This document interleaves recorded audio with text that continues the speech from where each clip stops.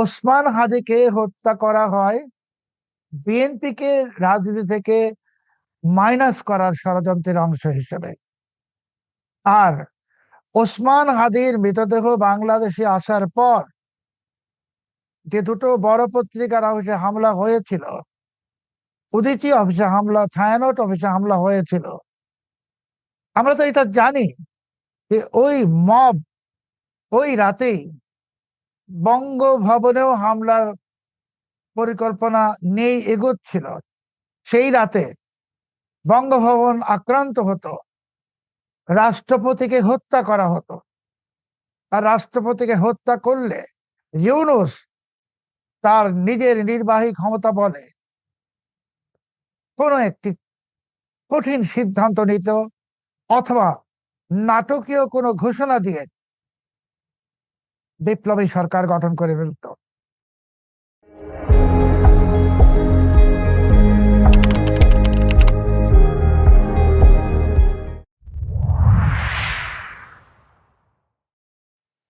সুপ্রিয় দর্শক, Brits hour ওপিনিয়নে স্বাগত। আজকে আমরা আলোচনা করব ভারতে আটক ওসমান হাদির দুই খুনির বাংলাদেশে প্রত্যর্পণ প্রসঙ্গে।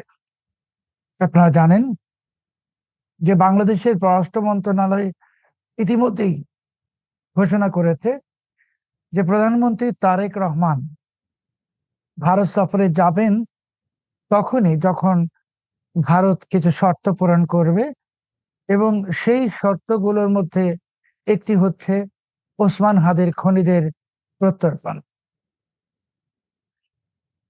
আমরা মনে করি ওসমান হাদির দুই খুনি ফয়সাল করিম মাসুদ এবং আলমগীর হোসেন, যারা বেশ কয়েক মাস যাবৎ ভারতে বন্দী আছে, তাদেরকে বাংলাদেশে ফেরত আনা খুবই জরুরি। কারণ এই হত্যাকাণ্ডের রহস্য উন্মোচিত হওয়া প্রয়োজন। পাশাপাশি আমরা এটাও মনে করি যে এই হত্যাকাণ্ড এমন নয় যে এই ফয়সাল করিম বা আলমগীর হোসেন দুজন মিলেই এই হত্যাকাণ্ডটি ঘটিয়েছে। এই হত্যাকাণ্ডের পেছনে অনেক গভীর ষড়যন্ত্র এবং অনেক লোকজন জড়িত আছেন, এটার কিছু ইঙ্গিত বা আলামত আমরা এরই মাঝে দেখতে পেয়েছি। উদাহরণস্বরূপ বলা যায় যে ওসমান হাদি নিহত হওয়ার পর তার ভাই ওমর হাদি যখন প্রকাশ্যে বললেন যে এই হত্যাকাণ্ডের পিছনে ইউনূস এবং তার লোকেরা দায়ী, তার ঠিক কয়েক ঘন্টার মধ্যেই তাড়াহুড়ো করে ওমর হাদিকে বার্মিংহামে বাংলাদেশ দূতাবাসে পাঠিয়ে দেওয়া হলো। ওমর হাদির তো বার্মিংহাম দূতাবাসে বা কোনো দূতাবাসে কাজ করার মতো কোনো অভিজ্ঞতা নাই, বিশেষ করে বার্মিংহাম। তো তাকে কেন পাঠানো হলো? তাকে কি সাংবাদিকদের কাছ থেকে, গণমাধ্যমের কাছ থেকে আলাদা করে দেওয়া হলো, বিচ্যুত করা হলো, লুকিয়ে ফেলা হলো? কারণ যখন থেকে ওমর হাদি বার্মিংহামে গেছেন তারপর তো আমরা আর তার কোনো সারা শব্দ পাচ্ছি না কোথাও। একইভাবে আমরা কিন্তু এখন জানি না যে ওসমান হাদির স্ত্রী রাবেয়া ইসলাম শান্তা তিনি কোথায় আছেন, কেমন আছেন, ওসমান হাদির সন্তান কেমন আছে, আমরা তো জানি না। যা আমরা জানি যে ওসমান হাদি নিহত হওয়ার পর ইনকিলাব মঞ্চের জাবের তিনি মামলা দায়ের করেন। মামলা তো দায়ের করে নিহতের পরিবার স্বজন, এমন তো না যে ওসমান হাদির কেউ নেই। তার স্ত্রী আছেন, তার আত্মীয় স্বজন আছেন, তার ভাই আছেন, তাদেরকে বাদ দিয়ে জাবের কেন মামলা করলেন? রহস্যটা কোথায়? এখন আমাদেরকে একটু পিছনে ফিরে তাকাতে হবে। ওসমান হাদি যেদিন গুলিবিদ্ধ হন সেদিন ঢাকার একটি হাসপাতালে বিএনপি নেতা জনাব মির্জা আব্বাস গুলিবিদ্ধ ওসমান হাদিকে দেখতে গেলে ইনকিলাব মঞ্চের কিছু চিহ্নিত মুখ তারা এক ধরনের ন্যারেটিভ ছড়ানোর চেষ্টা করে যে এই হত্যাকাণ্ড ঘটিয়েছেন মির্জা আব্বাস। যারা এই ন্যারেটিভ ছড়ানোর চেষ্টা করেন তাদের মধ্যে এমন কিছু নাম ছিল যাদের বিষয়ে পরবর্তীতে ওসমান হাদির নাম ভাঙিয়ে বা ইনকিলাব মঞ্চের নাম ভাঙিয়ে নানান ধরনের সুযোগ সুবিধা নেওয়ার অভিযোগ উঠেছে। আসলে তাহলে ওসমান হাদিকে হত্যাটা করা হলো কেন? ওসমান হাদিকে হত্যার পেছনে শুধুমাত্র যে একটি নির্বাচনী এলাকায় একটি বিশেষ রাজনৈতিক দলকে ফাঁসিয়ে দেওয়া মানে বিএনপিকে, এটা কিন্তু না। ওসমান হাদির মৃত্যুকে কেন্দ্র করে পুরো বিএনপির বিরুদ্ধে একটি বড় জনগোষ্ঠীকে, যারা আমরা বলি ভারত বিরোধী গোষ্ঠী, তাদেরকে ফেলে দেওয়ার একটা সুনিপুণ চক্রান্ত বা মেটিকুলাস ডিজাইন ছিল। তাদের পরিকল্পনা ছিল যেমনি ভাবে মেটিকুলাস ডিজাইনের মাধ্যমে 17 বছর 16 বছর পর আওয়ামী লীগকে ক্ষমতাচ্যুত করে এখন একেবারেই পর্দার আড়ালে পাঠিয়ে দেওয়া হয়েছে, ঠিক তেমনি ভাবে ওসমান হাদির হত্যাকাণ্ডকে কেন্দ্র করে বিএনপির ওপর জনরোষ সৃষ্টির একটি ঘৃণ্য প্রচেষ্টা ছিল। -2 ফর্মুলার অধীনে প্রথমে আওয়ামী লীগ বাদ পড়েছে, এইবার বিএনপিকে বাদ করার ষড়যন্ত্র ছিল। তাহলে এই ষড়যন্ত্র কে করেছেন? এই ষড়যন্ত্র তো নিশ্চয়ই বিএনপি করে নাই। এই ষড়যন্ত্র কারা করেছে? আমি ওসমান হাদির বড় ভাই ওমর হাদির ভাষায় যদি বলি যে ওসমান হাদির হত্যাকাণ্ডের পেছনে ইউনূস এবং তার লোকজনেরা জড়িত, তাহলে এই ইউনূস এবং তার লোকজনেরা এই হত্যাকাণ্ডটা ঘটিয়েছিল কি বিএনপিকেও রাজনীতি থেকে নির্বাসনে পাঠাতে? বিষয়টা কিন্তু খুবই সিরিয়াস একটা বিষয়। এটা অবহেলা করার মতো ঘটনা নয়। পাশাপাশি আমরা জানতে পেরেছি যে ওসমান হাদির যে 2 খুনি যারা বর্তমানে ভারতে কারাগারে আছেন, ফয়সাল করিম মাসুদ এবং আলমগীর হোসেন, তারা তদন্তকারীদের কাছে জিজ্ঞাসাবাদে কিছু তথ্য দিয়েছেন।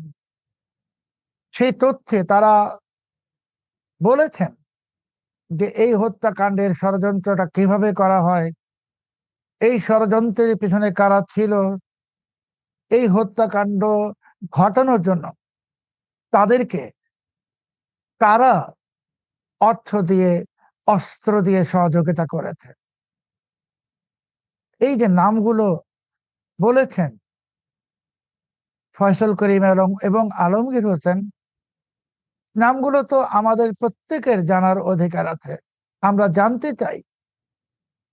আমাদের কাছে অসমর্থিত একটি সূত্রের তথ্য আছে যে এই হত্যাকাণ্ডের পেছনে যাদের নাম ফয়সাল করিম এবং আলমগীর হোসেন বলেছেন, তাদের মধ্যে ইউনূসের 3 জন উপদেষ্টার নাম বলা হয়েছে। 3 জন। পাশাপাশি আরো কয়েকজন নেতার নাম বলা হয়েছে। এরা কেউ বিএনপির নেতা নন বা আওয়ামী লীগেরও নেতা নন। আমরা সুনির্দিষ্টভাবে জানতে চাই, দেখতে চাই ভারতীয় তদন্তকারীদের কাছে এই ফয়সাল করিম এবং আলমগীর হোসেন কি বলেছেন। আমরা জানতে চাই যে এই হত্যার মূল রহস্য কোথায়, এটাও জানতে চাই কেন তাড়াহুড়ো করে ওসমান হাদির ভাই ওমর হাদিকে বার্মিংহামে পাঠিয়ে দেওয়া হলো?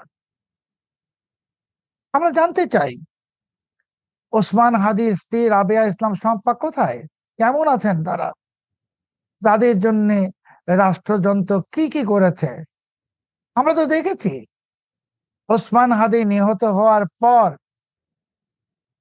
ইউনূসের লোকজনেরা কিভাবে প্রত্যক্ষ মদদ দিয়ে ঢাকার দুটি বড় সংবাদপত্রের অফিস এবং ছায়ানটে হামলা চালানো।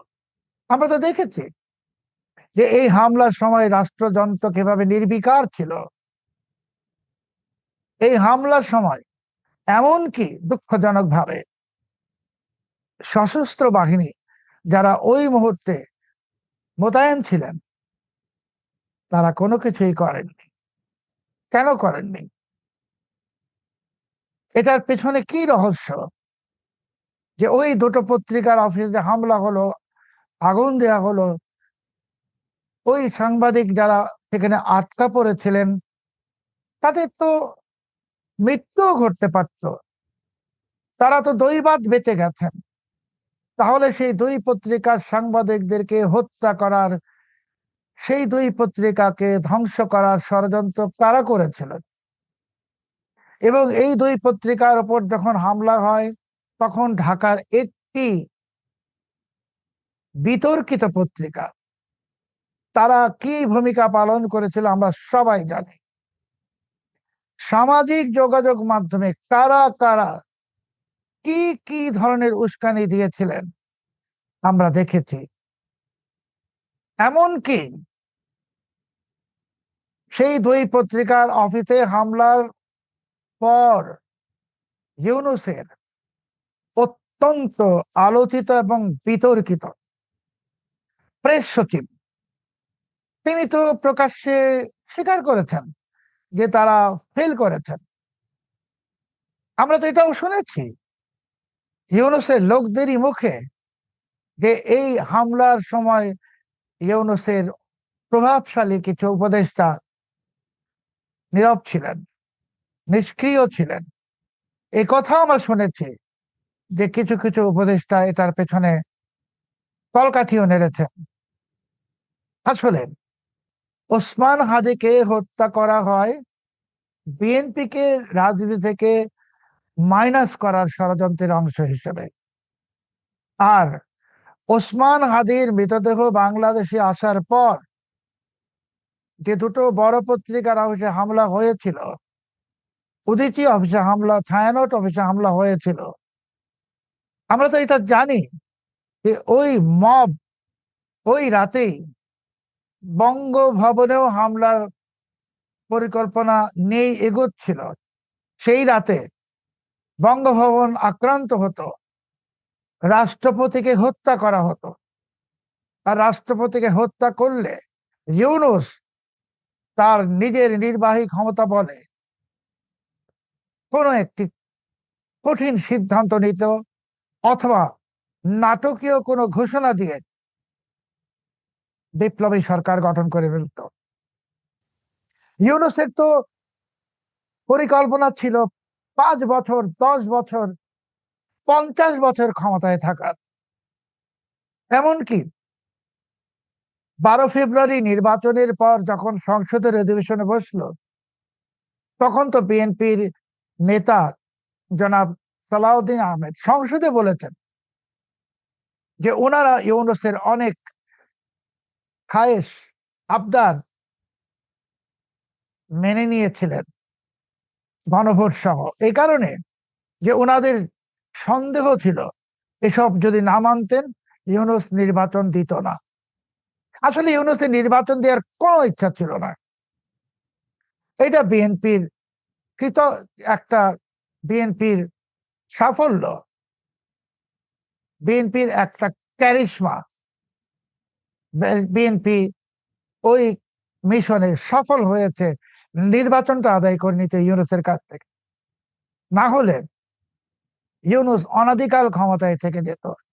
একবার ষড়যন্ত্র হয়েছিল ওসমান হাদিকে গুলি করার দিন, হত্যা করার দিন, আসলে তো সেদিনই তারা ভেবেছিল ওসমান হাদি নিহত হবেন। সেদিন তাদের প্লট ছিল ওসমান হাদির মরদেহকে পুঁজি করে গোটা মানুষকে বিএনপির পিছনে লাগিয়ে দেয়। যখন সেই প্লটটা ফেল করে, তারপরেই প্ল্যান বি সামনে আসে। সেটা হলো ওসমান হাদির মরদেহ বাংলাদেশে আসার পর রাত থেকেই একের পর এক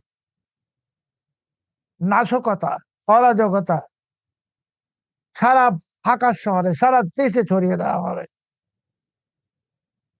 এবং সেদিন এই নাশকতা, এই অরাজকতা থেকে জাতিকে, দেশকে অবশ্যই রক্ষা করেছিলেন বিএনপির কিছু বিচক্ষণ নেতা এবং আমাদের সশস্ত্র বাহিনীর কিছু দেশপ্রেমিক অফিসার। তারা সেদিন উদ্যোগ না নিলে বাংলাদেশ আজকে ইউনূসের কালো শাসনের অধীনেই থাকতো। এই কারণে আমি বলছি যে ওসমান হাদির হত্যাকাণ্ড এটা স্রেফ একটি হত্যাকাণ্ড নয়। এটি ঠিক যেমনি ভাবে 2024 সালে আবু সাঈদের নিহত হওয়ার ঘটনার মাধ্যমে আওয়ামী লীগ সরকারকে ফেলে দেওয়া হয় এবং আওয়ামী লীগকে নির্বাসনে পাঠানো হয়, ঠিক তেমনি ভাবে দ্বিতীয় পরিকল্পনা ছিল ওসমান হাদিকে কেন্দ্র করে বিএনপিকে রাজনীতি থেকে নির্বাসনে পাঠানো। সেই ষড়যন্ত্রের হাত থেকে দেশ এবং জাতি রক্ষা পেলেও আমরা এখনো এই রহস্য জানি না। এই ষড়যন্ত্রের ঘটনার, ষড়যন্ত্রের বিষয় অনেক কিছুই জানি না, আমাদেরকে জানতে হবে। ভারত সরকারের কাছে আমার অনুরোধ, ওসমান হাদির হত্যাকারীরা কি বলেছে জিজ্ঞাসাবাদে তা আপনারা গণমাধ্যমে প্রকাশ করুন। পাশাপাশি বিএনপি সরকারের প্রতি আবেদন, অনুরোধ, আপনারাও ওসমান হাদির হত্যাকারীদের বিবৃতি, জবানবন্দি সেটা আপনারা সংগ্রহ করুন, জাতির সামনে তুলে ধরুন। আপনাদেরকে মনে রাখতে হবে, ইউনূস আপনাদের মিত্র নয়। ইউনূস বাংলাদেশে এসেছিল -2 পরিকল্পনা নিয়ে। সেই -2 একটি দল মাইনাস হলেও আপনারা এখনো মাইনাস হননি। ষড়যন্ত্র আপনাদের বিরুদ্ধে চলমান। আপনারা হয়তো বুঝতে পারছেন না, আপনাদের চারপাশে ষড়যন্ত্র হচ্ছে। আপনাদের ভেতরে, আপনাদের ঘরে ইউনূসের লোকেরা ঢুকে পড়েছে, আছে, গুরুত্বপূর্ণ পদেই আছে। তারা আপনাদেরকে স্যাবোটেজ করে দেবে। কাজেই এটা সম্পর্কে আপনারা সাবধান হন। পাশাপাশি দেশ বিরোধী অপশক্তি যারা আছে তাদের সম্পর্কে আপনারা সজাগ থাকুন। প্রিয় দর্শক, আপনাদের সবাইকে ধন্যবাদ।